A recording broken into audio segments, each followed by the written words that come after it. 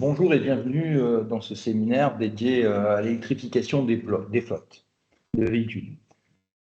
Tout le monde en parle, tout le monde s'affaire sur le sujet, imagine des solutions pour répondre aux enjeux, mais très vite, les limites de l'exercice apparaissent.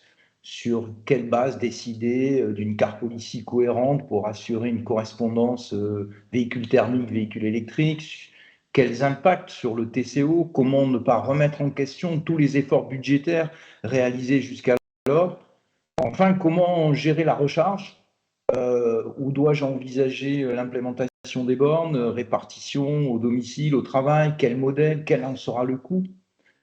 Sauf que le sujet est d'actualité. Le réglementaire le rappelle chaque jour. Il faut établir une feuille de route. Et maintenant, il y a 2 ans, un homme montait à la tribune. Cette tribune, c'était l'ONU.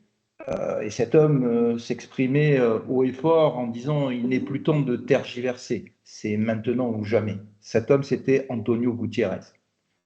L'objectif de ce séminaire est de vous montrer comment la data et les algorithmes apportent des solutions. Comment, par une analyse entre guillemets intelligente des usages, il est désormais possible de répondre à ce fabuleux challenge. Pour ce, Optimum Automotive, au travers de sa business unit Optimum Consulting, vous propose un voyage de 45 minutes sur le sujet. Vous serez accompagné par Guillaume Ozanne, le manager des équipes dédiées au consulting connecté, à qui je vais céder la parole. Guillaume, you're on the floor. Merci beaucoup, Daniel. Bienvenue à tous. Effectivement, le contexte réglementaire est particulièrement présent aujourd'hui. Alors, sans rappeler la loi d'orientation des mobilités qui nous oblige, nous, entreprises, collectivités, à renouveler une partie de notre flotte à basse émission. Plus globalement, on voit aussi que la décarbonation de nos activités, c'est un mouvement, une vague qui prend de plus en plus d'ampleur. On l'a vu hier, par exemple, avec la décision du Parlement européen de proposer une fin des véhicules thermiques en 2035. Tout nous pousse aujourd'hui à travailler la décarbonation de nos activités professionnelles et de le faire maintenant, puisque c'est une contrainte qu'on peut essayer d'anticiper ou qu'on subira plus ou moins violemment en fonction de notre maturité. Slide suivante, s'il vous plaît. Le sujet est d'autant plus prégnant spécifiquement en France, puisque dans le cadre de nos activités de mobilité, la mise en place des zones à faible émission va impacter la manière dont nos agents, nos collaborateurs vont pouvoir se déplacer ou pas dans les zones, notamment les grandes métropoles en France, et comment ces zones vont avoir un impact sur notre activité, notre capacité à aller délivrer nos services à nos clients demain. En résumé, cette législation, elle sera contraignante et elle aura à terme forcément un impact financier sur l'entreprise ou sur la collectivité locale. L'idée étant que c'est déjà le cas dans beaucoup d'appels d'offres aujourd'hui. Nos clients nous demandent nos actions relatives à notre responsabilité sociale et environnementale en général, et aussi sur la gestion de notre flotte. Slide suivante, s'il vous plaît. Du coup, quand on essaie de rentrer un peu dans le détail spécifiquement sur la flotte automobile, il y a une immense foule de questions qui arrivent. Suis-je concerné? Comment faire? Quel véhicule choisir? Comment gérer la recharge, qui est un élément important, voire essentiel, quand on parle d'électrification? Et Optimum Consulting, on a cherché à vous aider à trouver une solution à la fois simple pour répondre le plus efficacement à ces questions. L'objectif, il est bien évidemment de concilier nos obligations, de concilier l'écologie, mais aussi l'économie pour pouvoir maîtriser les impacts en termes d'organisation et en termes de coûts sur nos organisations. Encore une fois, collectivités, entreprises publiques ou entreprises privées. La réponse qu'on apporte, c'est de se dire, quand on cherche à répondre à un problème, à une question, l'idée c'est de bien comprendre le problème. Et du coup, Optimum Consulting, c'est une filiale c'est une business unit d'Optimum Automotive qui a vocation à gérer la donnée disponible sur les véhicules, quelle qu'elle soit, et d'apporter une réponse la plus précise possible, mais en se posant les bonnes questions. C'est-à-dire, pour pouvoir répondre à la bonne question, quel véhicule électrifié, à quel endroit, pour quel conducteur, où positionner des bornes de recharge, il nous semble absolument indispensable de comprendre l'utilisation de la mobilité aujourd'hui de nos conducteurs pour pouvoir prendre des bonnes décisions. Slide suivante, s'il vous plaît. Le but d'Optimum Consulting, c'est vraiment d'essayer de vous apporter une feuille de route opérationnelle et de vous présenter notre mission d'électrification qui finalement repose sur des principes relativement simples. On peut passer à la slide suivante, s'il vous plaît. Qui se pose sur des choses relativement simples. Hein. On va d'abord analyser la donnée qui est disponible sur la flotte de manière temporaire. L'idée, c'est de regarder les trajets qui sont effectués, les distances qui sont parcourues, les temps d'arrêt, de mouliner ces données-là sur une algorithmie spécifique et de restituer dans une plateforme interactive les résultats qui vont permettre d'avoir une vision globale des analyses des usages de la flotte, des préconisations en termes de véhicules d'alternatives électriques qui sont dimensionnés pour l'usage spécifique d'un conducteur ou d'un véhicule, de pouvoir lancer un comparatif économique du véhicule électrique versus le véhicule thermique et de positionner une implantation idéale de bornes de recharge et d'identifier spécifiquement les infrastructures publiques existantes qui seraient déjà en capacité de servir le véhicule ou le conducteur qui est concerné. En un mot, d'avoir une feuille de route qui vous permette, sur la base d'éléments factuels, de déterminer une stratégie cohérente et une stratégie qui va répondre aux besoins de mobilité des agents ou des conducteurs des véhicules. Un des sujets importants, c'est bien évidemment la récupération des données. Alors, c'est un peu notre ADN, hein, c'est notre savoir-faire. Et l'idée, c'est de pouvoir répondre à toutes les cas de figure. On a différentes possibilités de connecter un véhicule. Pour des entreprises ou des collectivités qui ne seraient absolument pas équipées en termes de données télématiques, Optimum Consulting a développé une prestation Plug and Collect qui vous permet de mettre à disposition de vos collaborateurs un matériel qui va permettre de connecter le véhicule pendant une période déterminée. Hein, on parle bien d'une connexion temporaire. Et pour les entreprises qui seraient déjà équipées, ou les collectivités, pardon, hein, qui seraient déjà équipées de télématique, soit par la mise à disposition du constructeur de boîtiers embarqués dans le véhicule, ou qui disposeraient d'une solution logicielle tierce en télématique, nous avons la capacité de récupérer cette donnée-là et de pouvoir l'intégrer à notre audit d'électrification. Juste petit aparté sur ce sujet-là. On cherche à récupérer de la donnée, mais on cherche à récupérer de la donnée qui sert à répondre à un usage particulier. Donc, encore une fois, ce qui nous intéresse beaucoup, c'est les trajets qui sont réalisés par le conducteur. On ne parle pas forcément ici de géolocalisation, hein. On parle vraiment de données trajets, de distance parcourue, de temps d'arrêt. La localisation va être intéressante lorsqu'on va vouloir ouvrir le volet d'implantation des bornes de recharge, qui à mon sens est quand même une question excessivement importante dans le sujet. Et donc, il faut prévoir, en tout cas, nous, c'est ce qu'on intègre dans nos processus de déploiement, une information au conducteur hein, pour bien expliquer le contexte dans lequel on va récupérer cette donnée, la période pendant laquelle on va récupérer cette donnée, et finalement, en quoi la participation du conducteur est vraiment un plus pour lui-même et pour l'entreprise. Bien évidemment, à ce niveau-là, il va falloir sélectionner une population de véhicules et une période d'analyse qui soit représentative des usages de vos organisations pour qu'on puisse en tirer un maximum d'enseignements et qu'on puisse vraiment répondre aux questions de l'adéquation de la réponse à votre mobilité, à la mobilité de votre organisation. Une fois que les données sont récupérées, analysées, le livrable qui est disponible, c'est d'abord quelque chose de vraiment interactif. C'est une plateforme dans laquelle vous allez pouvoir naviguer, dans laquelle vous allez pouvoir lancer des analyses précises, mais on a essayé de vous synthétiser en quelques écrans l'intérêt de cette plateforme et de cette analyse.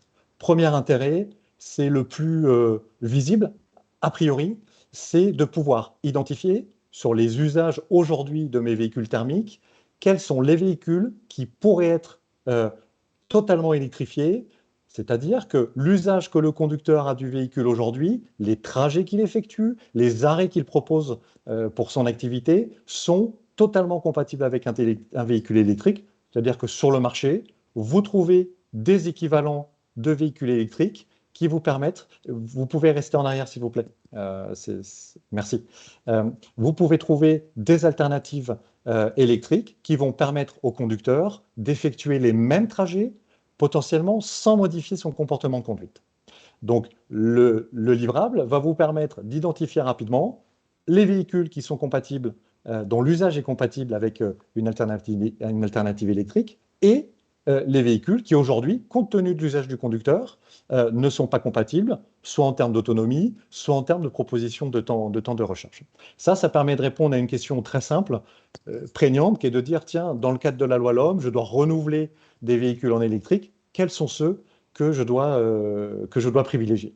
Vous voyez que dans l'écran qui vous est présenté, les véhicules sont classés de la gauche vers la droite, et on a une estimation des gains financiers pour le coup, principalement basés sur les consommations de carburant. Et donc, l'idée, c'est d'avoir une feuille de route excessivement opérationnelle et de se dire, tiens, là, dans l'écran que j'ai sous les yeux, j'ai 159 véhicules qui sont potentiellement électrifiables. Si je veux maximiser l'intérêt financier pour l'entreprise, j'ai plutôt intérêt à démarrer par les véhicules qui se trouvent sur la droite, ceux pour lesquels l'économie de carburant et l'économie de financement va être la plus intéressante à court terme, et avant potentiellement de me positionner sur la gauche. Donc, je peux même timer dans le temps mes électrifications de parc en fonction de mes renouvellements. C'est une étude très souvent qu'on lance sur les renouvellements. Du coup, on va pouvoir passer à la slide suivante. L'idée aussi de cette étude, c'est de pouvoir rentrer dans une analyse qualitative de l'usage du véhicule. L'analyse, elle va permettre pour chacun des véhicules qui est étudié de comprendre l'utilisation qui en est faite, alors la typologie des trajets, quelles sont les distances parcourues, quel est le nombre de trajets qui est effectué, et potentiellement par conducteur, du coup si c'est des véhicules affectés, et de pouvoir déterminer deux grands ratios de paramètres. Alors, c'est un algorithme qui est plus complexe que cela, mais la vocation de cette étude, c'est de simplifier et de favoriser la compréhension. Nous avons à gauche la typologie des trajets qui sont effectués par le véhicule. Est-ce que c'est des trajets en nombre? Est-ce que c'est des petits trajets? Là, on voit, et c'est assez caractéristique des études qu'on mène, les 90% des trajets qui sont effectués par les véhicules d'entreprise, ça reste des petits trajets en général de moins de 60 km, particulièrement ces véhicules de fonction. Et on a sur la droite des cycles d'utilisation, c'est-à-dire les temps, les opportunités de recharge qui seraient potentiellement permises par les trajets qui sont effectués par le véhicule et qui vont me permettre de classer sur une échelle de 1 feuille, 2 feuilles, 3 feuilles, chaque véhicule sur ces critères-là. Est-ce que les trajets qui sont effectués sont compatibles avec un véhicule électrique? Oui, non. Et est-ce que le cycle d'utilisation du véhicule thermique aujourd'hui, les arrêts qui sont effectués, permettent une électrification facile?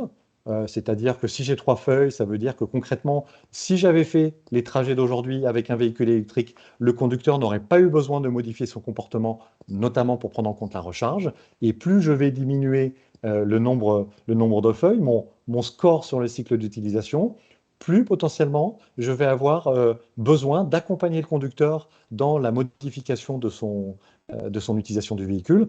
Et c'est là aussi où on ouvre des sujets très intéressants, puisqu'on va pouvoir utiliser l'analyse comme étant aussi un outil RH de compréhension de l'usage de la mobilité du véhicule et de mise à disposition d'outils qui peuvent être de la mutualisation de parts, qui peut être du crédit mobilité. Ça dépend encore une fois de la population de véhicules qu'on étudie.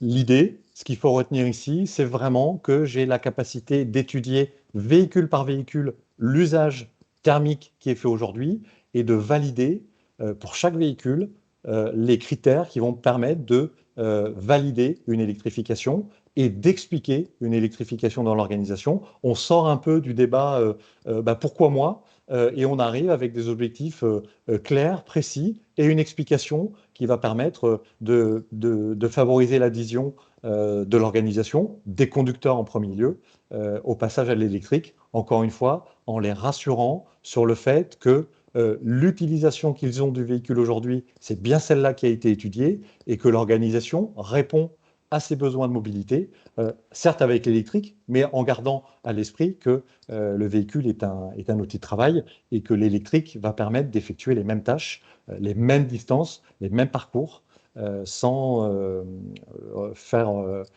poser de problème particulier au conducteur.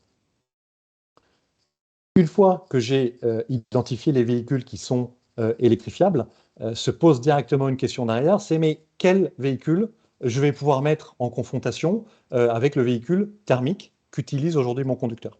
Encore une fois, la mission d'électrification d'Optimum Consulting, au-delà de vous dire, tiens, ce véhicule, il est potentiellement très électrifiable comparé à un autre, on va essayer de proposer la meilleure alternative électrique sur le marché qui est disponible. Alors, c'est un savant calcul, hein. On tient compte, bien évidemment, du type fiscal du véhicule.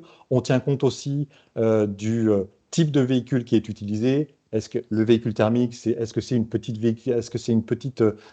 véhicule citadin? Est-ce que c'est une berline? Est-ce que c'est une berline premium? Et on va, sur la base de ces critères, en fonction des trajets qui ont été évalués, qui ont été analysés, on va proposer le véhicule électrique qui correspond a priori le mieux à l'usage du conducteur. C'est pour ça qu'on peut avoir, pour des gens qui ont aujourd'hui des véhicules identiques dans une car policy, on peut avoir des propositions qui sont différentes en termes de véhicules. L'idée étant vraiment de prendre en compte les besoins d'autonomie de chaque conducteur et de vraiment proposer une alternative électrique qui est pertinente par rapport à l'usage d'aujourd'hui.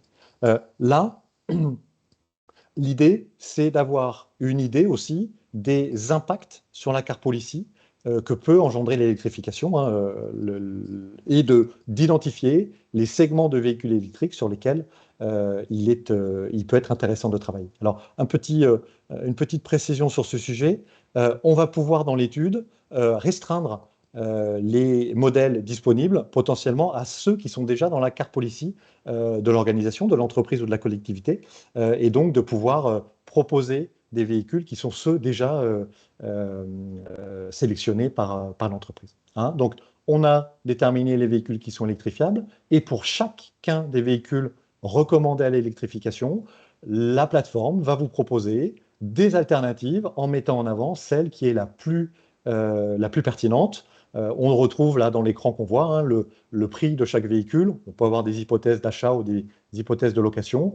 Et l'éco-électrification qui est notée dans le score, on voit ici le 95, le 90, qui correspond vraiment à la pertinence du véhicule électrique par rapport à l'usage qu'a le conducteur de son véhicule thermique aujourd'hui.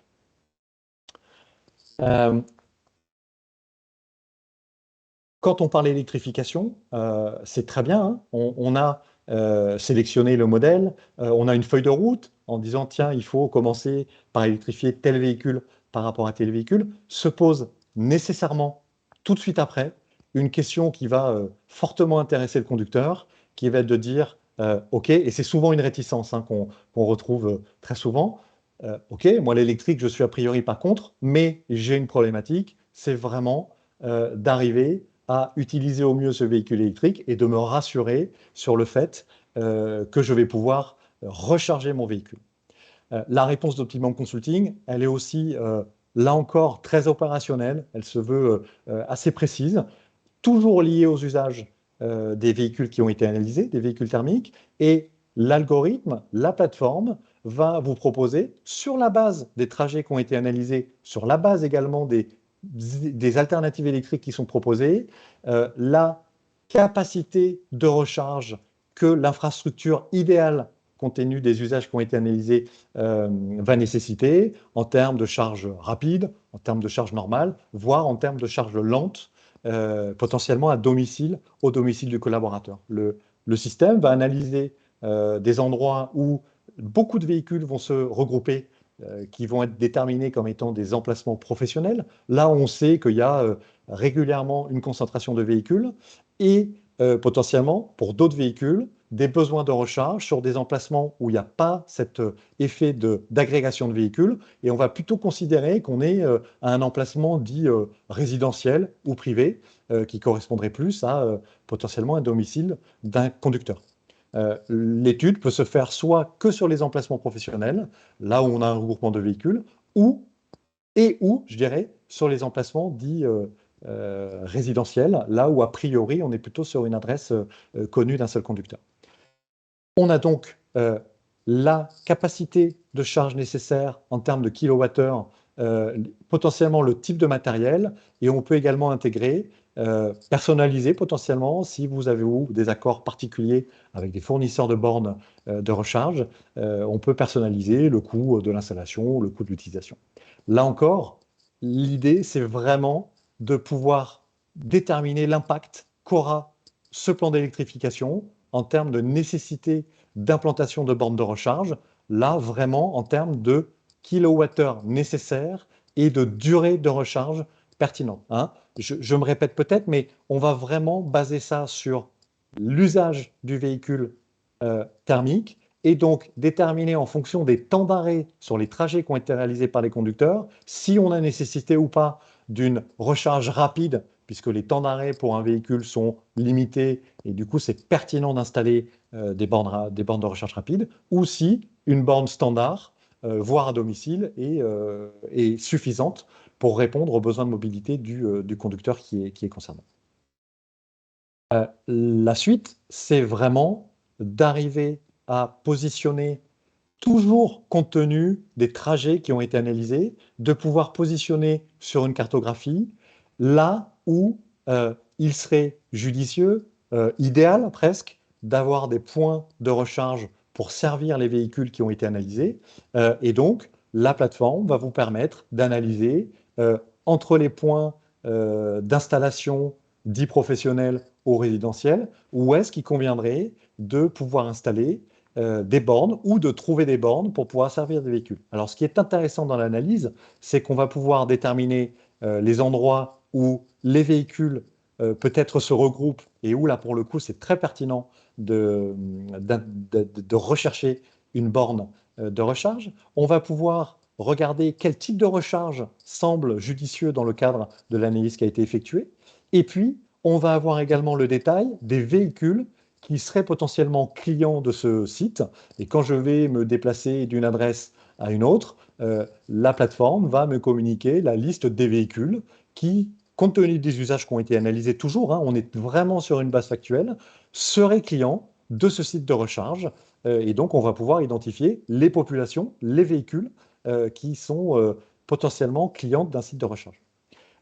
Je le disais tout à l'heure, on va pouvoir aussi analyser les infrastructures publiques qui seraient déjà préexistantes dans un rayon de 500 mètres. Et lorsque l'analyse va déterminer qu'à telle adresse précisément, il y aura besoin ou il y aurait besoin d'avoir un point de recharge, soit charge rapide, soit charge normale, on va pouvoir identifier s'il y a une infrastructure de recharge publique existante, potentiellement pour regarder comment on va pouvoir l'utiliser ou expliquer au conducteur où est-ce qu'il va pouvoir trouver un point de recharge existant.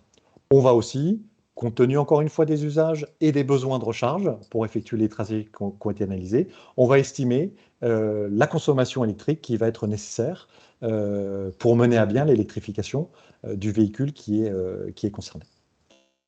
On a donc toujours dans cet esprit d'avoir une réponse précise, factuelle et opérationnelle, la réponse à l'ensemble de nos questions, qui est de dire, dans un premier temps, quels véhicules peuvent ou doivent être électrifiés, dans quel timing, quelle potentielle alternative électrique je vais pouvoir proposer à mon conducteur pour maintenir la mobilité dont il a besoin dans le cadre de ses activités, et puis mapper l'infrastructure de recharge nécessaire et aider à construire et à supporter le conducteur dans la capacité qu'il va avoir de pouvoir recharger le véhicule électrique qu'on va mettre à sa disposition, assez simplement, hein, compte tenu vraiment des usages qu'il a et des adresses qu'il fréquente.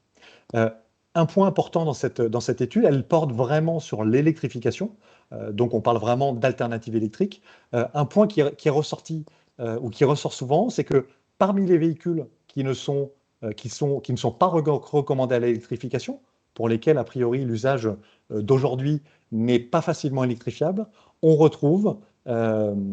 peut retrouver en tout cas certaines typologies d'usage pour lesquelles l'hybridation peut être une réponse sur des gens qui ont des comportements très particuliers, hein, qui font des tout petits trajets, très peu kilométrés. L'hybride peut être une réponse économique, pas toujours, mais en tout cas, on peut avoir un début de réponse également avec cette étude. L'idée, hein, c'est par cette étude d'électrification, de pouvoir avoir des réponses sur la mise en conformité potentiellement avec nos obligations respectives, de pouvoir gérer un cycle décisionnel de renouvellement et d'intégrer cette dominante dans nos choix stratégiques et en tout cas dans nos cycles décisionnels. Alors sur la flotte, hein, mais pas simplement, on parle aussi potentiellement de facility management, hein, quand on va vouloir implanter des bandes sur des sites d'entreprise, on va dans une problématique un peu plus large que la flotte elle-même. On va pouvoir supporter, bien sûr, la migration énergétique de la flotte tout en prenant en compte les nécessités de l'activité économique et de l'activité des collaborateurs. Hein. L'idée, c'est d'avoir des décisions qui sont éclairées et qui vraiment se basent sur des données factuelles. Et on va pouvoir également avoir un plan d'implantation des bornes de recharge. C'est un sujet essentiel, bien évidemment, quand on va parler d'électrification et quand on va vouloir embarquer les conducteurs. L'idée aussi, c'est bien évidemment de pouvoir maîtriser ses coûts et les économies qu'on est susceptible d'attendre d'une électrification et maîtriser les coûts de financement, parce qu'aujourd'hui, le véhicule électrique reste encore, en tout cas pour quelques mois ou années, à l'acquisition, au financement, un tout petit peu plus cher qu'un véhicule thermique, mais on va trouver des éléments pour expliquer cette hausse et surtout expliquer comment dans le temps, elle va être largement contrebalancée par des économies procurées par le véhicule électrique, notamment sur la consommation de carburant. Pour conclure cette partie-là, c'est également, on le voit nous avec nos clients, un vrai outil qui va permettre de mieux comprendre le besoin, l'utilisation des véhicules, que ce soit des véhicules de service ou des véhicules de fonction de la part des collaborateurs, et d'être aussi un catalyseur, quelque chose qui va alimenter des réflexions beaucoup plus larges sur, dans mon organisation, la possibilité ou pas de mettre en place des forfaits mobilité, par exemple sur des véhicules de fonction, de penser à mutualiser certains véhicules de service ou parfois même réduire le nombre de véhicules parce qu'on s'aperçoit que finalement, quand on regarde dans le détail l'utilisation de certains véhicules de service, il y a un vrai intérêt potentiellement à mutualiser certains véhicules et avec un véhicule, on va pouvoir gérer les activités de 2 agents ou de 2 conducteurs simultanément. Donc c'est vraiment un outil qui va permettre d'avoir des réponses très très concrètes, très très précises à des questions qui a priori sont assez compliquées à appréhender lorsqu'on n'a pas justement cette donnée qui pour nous est la base vraiment de la réponse qui doit être apportée.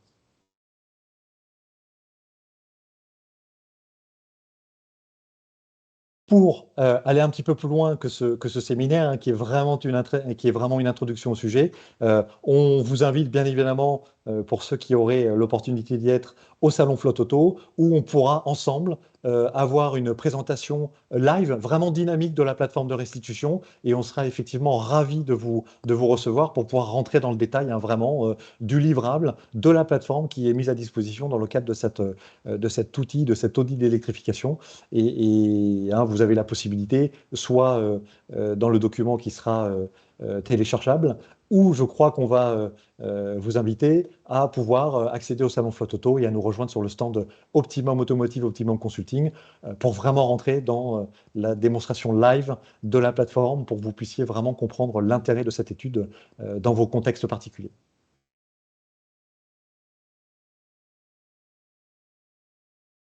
Daniel, je vous recède la parole. pour expliquer un peu plus avant qui nous sommes. Oui, merci Guillaume pour cette présentation. Bon, forcément, qui mériterait d'aller un petit peu plus loin. Et justement, comme Guillaume l'expliquait, nous avons organisé sur le Salon Flotte Auto un espace dédié pour mettre en place des simulations pour que vous puissiez utiliser l'outil. Comme Guillaume l'a dit, c'est un outil qui est un outil interactif et son interactivité nécessite que vous utilisiez, que vous voyez un petit peu quelles sont les variables sur lesquelles on peut jouer pour avoir des résultats les plus probants possibles. Je vais profiter de ce petit espace-temps pour dire quelques mots, quand même, nous présenter qui est Optimum Automotive. Si on peut passer sur le slide suivant, donc Optimum Automotive ou Corporation sur la structure globale, c'est une entreprise qui a 16 années d'existence. On a à peu près 150 collaborateurs aujourd'hui, un peu plus de 7000 clients. On gère 135 véhicules et assets et on couvre à peu près 35 pays et on a une croissance à peu près de 35% par an. On est présent donc sur l'Europe, sur l'Afrique avec de belles implantations et également désormais sur le continent sud-américain et un petit peu sur le continent nord-américain, enfin sur l'espace nord-américain également. Élément important, parce que je sais que c'est une question qu'on va aborder tout à l'heure, on a quelques questions dans le chat là qu'on va aborder juste dans la foulée.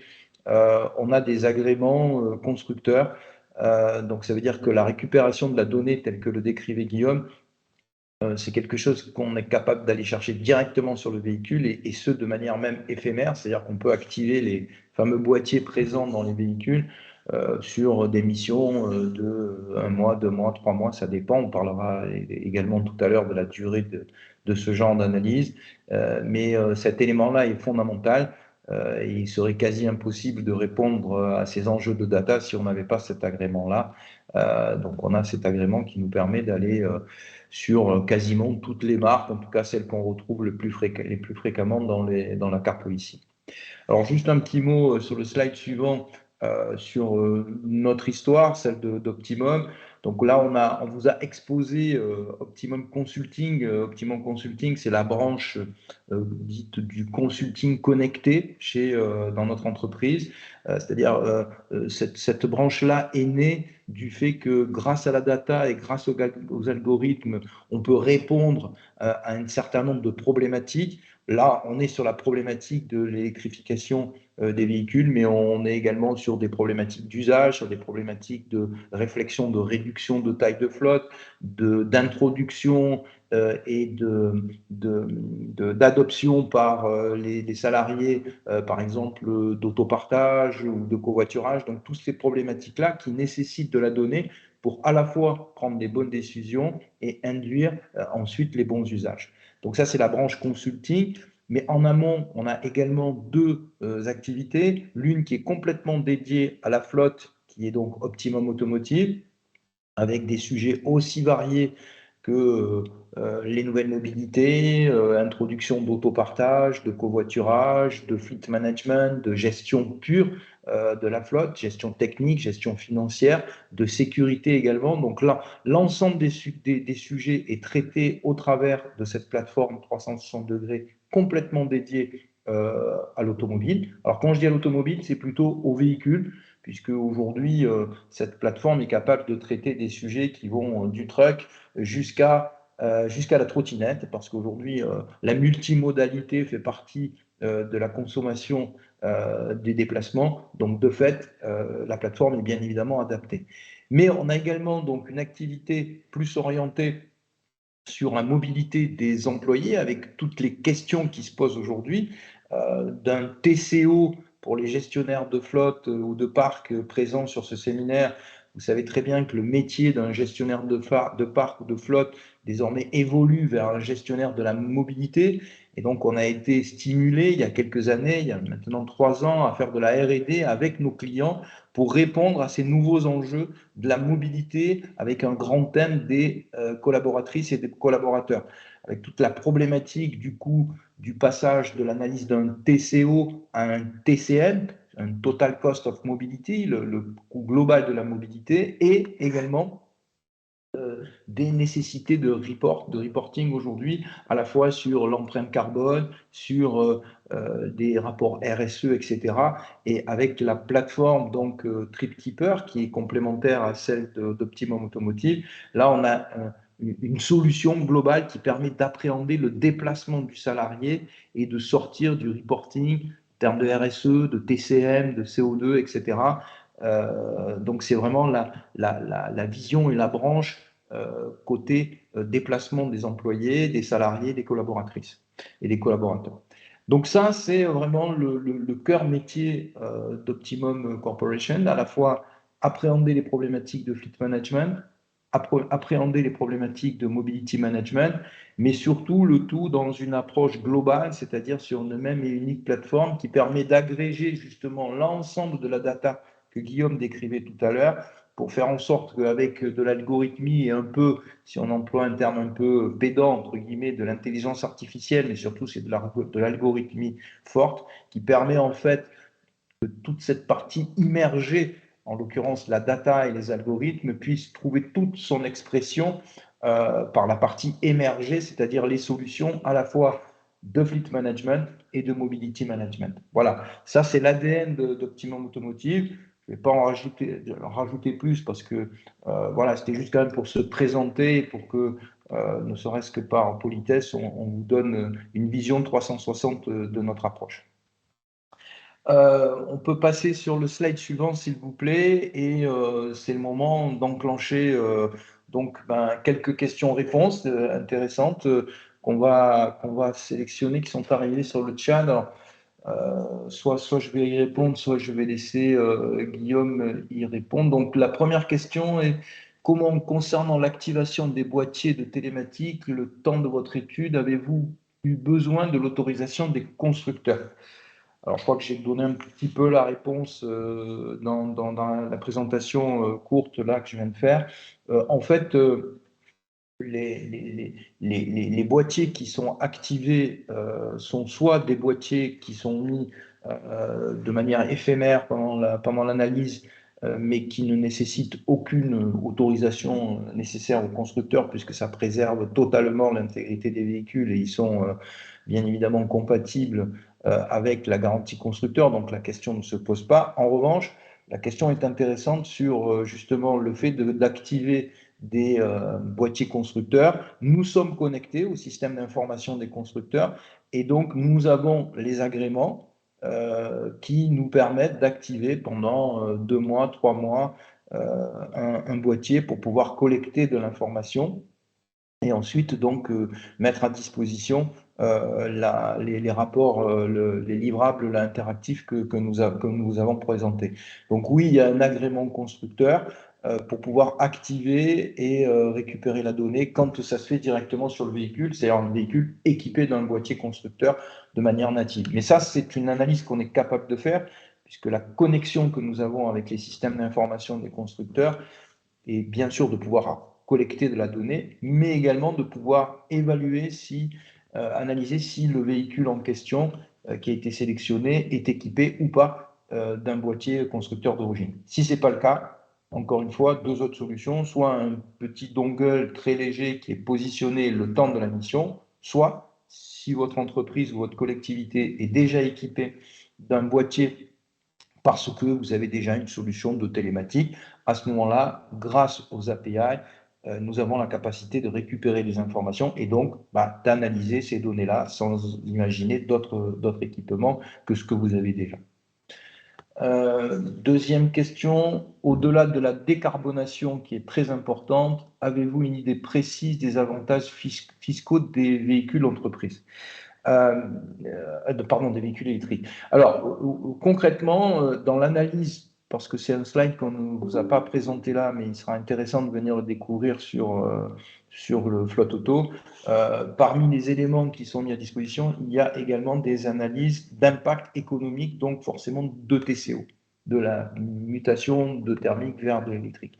Parmi les éléments pris en considération dans ce calcul, il y a également aussi les avantages fiscaux des véhicules entreprises des véhicules électriques, pardon, qui sont pris en considération avec, bien évidemment, la mise en adéquation avec l'évolution du réglementaire, puisque, comme vous le savez, les avantages fiscaux évoluent.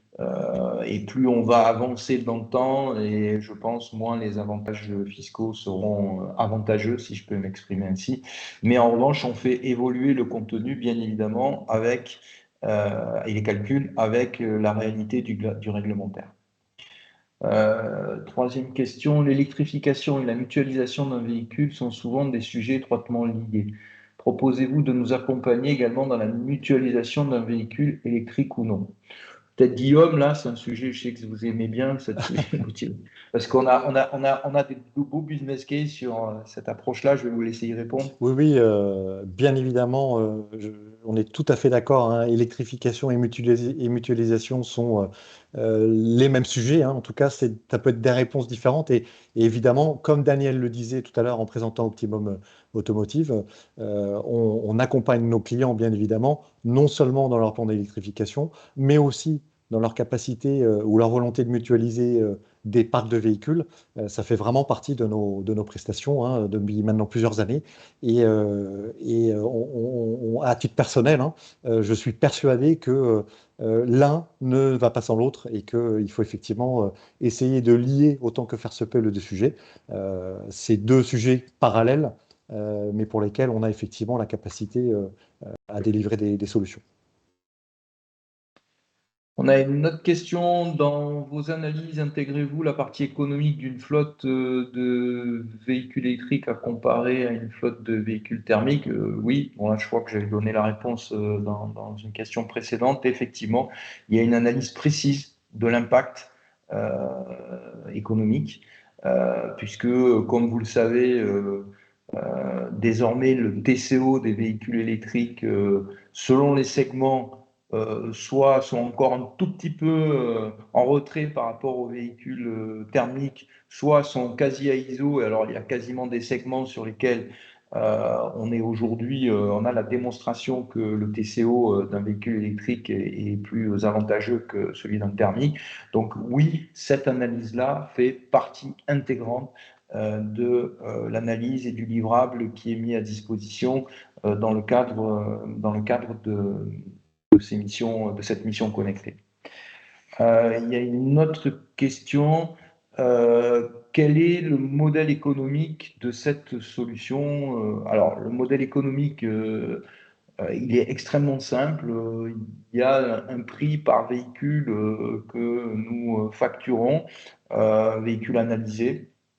Mais pour être tout à fait transparent, ce montant-là est extrêmement raisonnable, et c'est pas pour vendre la solution, c'est extrêmement raisonnable parce que pour nous, c'est vraiment un outil d'accompagnement qui permet en fait de vous démontrer par l'expérience de tout l'intérêt d'utiliser en fait de la donnée grâce à l'agrégation de données plus les algorithmes, en fait de voir comment euh, on arrive à accompagner les challenges d'aujourd'hui et de demain des gestionnaires de parc, gestionnaires de la mobilité.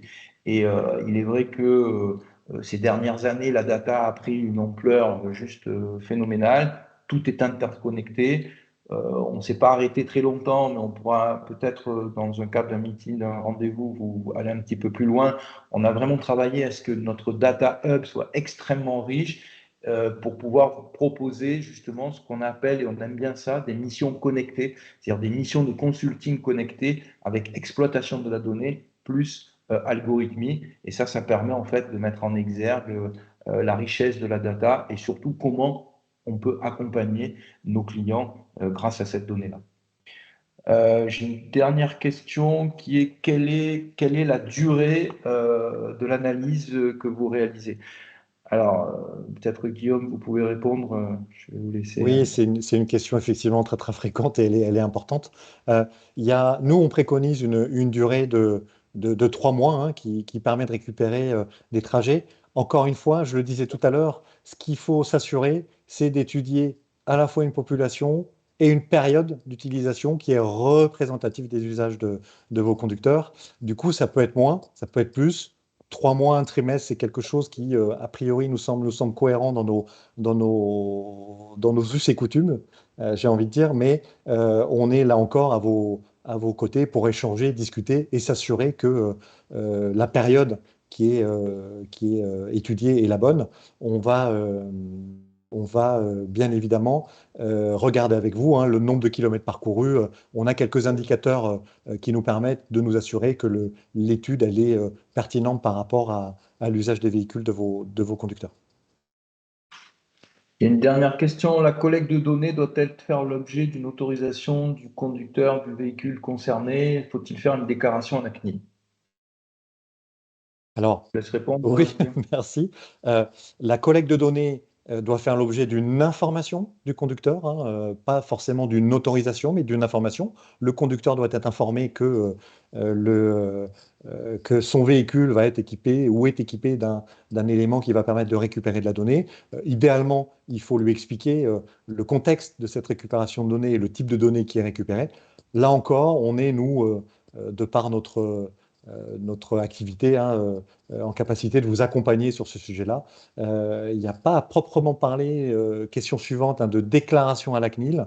En revanche, il faut bien documenter l'information qui a été faite auprès des conducteurs qui sont concernés par l'étude. Ce que je pourrais peut-être rajouter sur ce sujet de l'information conducteur, c'est que peut-être contrairement à parfois des situations de blocage qu'on ait pu rencontrer sur des questions de géolocalisation, etc., dans les grosses entreprises ou auprès des collectivités, c'est un sujet qui est très bien appréhendé par les conducteurs parce que quelque part, le semi-stress, entre guillemets, de chacun ou chacune d'entre nous à basculer un jour sur de l'électrique, quand on explique clairement l'intérêt de la mission et justement d'analyser par rapport aux usages le bon véhicule qui correspondra bien à ce qui est un maintien en fait de l'activité, en tout cas que cette activité-là soit sereine, tant sur la mise à disposition des bornes que le véhicule lui-même, c'est quelque chose sur lequel on rencontre beaucoup d'adhésion auprès des conducteurs à qui la mission est proposée. Voilà, écoutez, on avait 45 minutes, on ne veut pas aller plus loin parce qu'on en est à 47, donc on a quand même essayé de tenir le timing. C'est vrai que c'est court. On ne peut que vous inviter, si vous avez l'occasion de venir sur les rencontres Flotte Auto, de venir nous rencontrer. On a réservé des espaces justement donc de mise en situation live. Pour l'heure, on va vraiment vous remercier d'avoir participé à ce webinaire. Merci Guillaume, merci à toutes et à tous Merci beaucoup. de nous avoir suivis et puis on espère à très bientôt. Merci.